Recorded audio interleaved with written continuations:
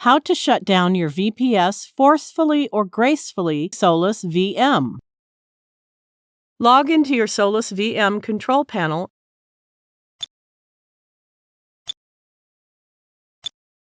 There is more than one server. Click to select the server you want to shut down. Click on the Shutdown option and confirm it. It may take a few seconds to shut down.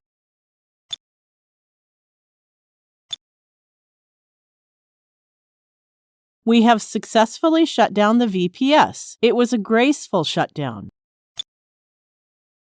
To shut down forcefully using the command line, log into the SSH client you have.